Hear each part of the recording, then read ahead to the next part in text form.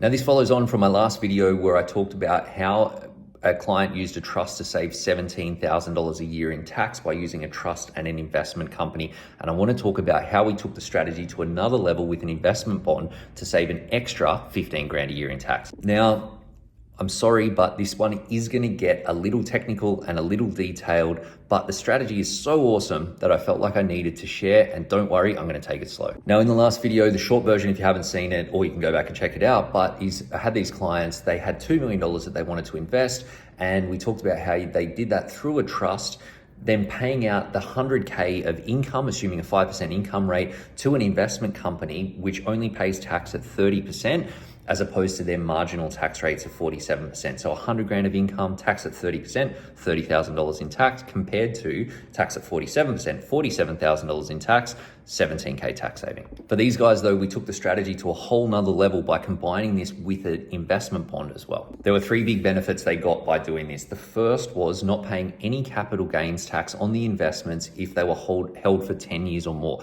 With an investment bond, they have this rule that if you keep your investments for 10 years or more, you don't pay any CGT. Now for these guys, they were a little unsure if they needed to access the cash. So they may not have kept them there for 10 years, but they probably were going to. So with an investment bond, the money is not locked in for 10 years, so you can take it out if you need to, but they knew that if they left it there for that amount of time, no CGT. The benefit of doing this based on the investments that they had is around 10 grand a year. Now, the second benefit was a sort of a practical one in that because they were using an investment bond inside a trust, there was no trust income that needed to be distributed to another entity. So that means that they didn't actually need to use the investment company, and they didn't need to pay for the investment company tax returns, which created a saving of about $2,500 a year. Not nothing, but 2.5 grand, better in your bank than someone else's.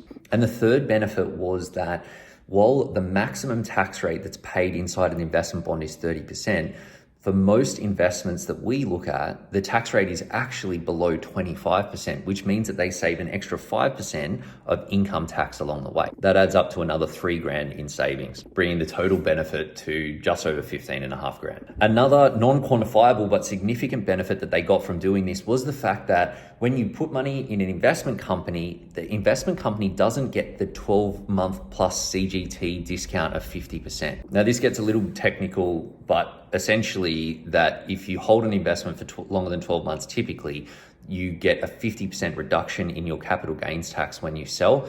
Companies do not get that 50% reduction. But for these guys, because they had their income inside an investment bond that didn't need to be paid out to the investment company, then that one didn't play. Now, this strategy is definitely a pretty technical one, and don't worry if some of it didn't entirely make sense. This is not the sort of strategy that you'd want to implement on your own. But all up, you can see that the total benefit to these guys from putting this into place was over $32,000 every single year, which is an extra $32,000 that they can save and invest or just use to retire a little earlier. This strategy is definitely not for everyone, but if you're in the right position, there is some serious money to be made.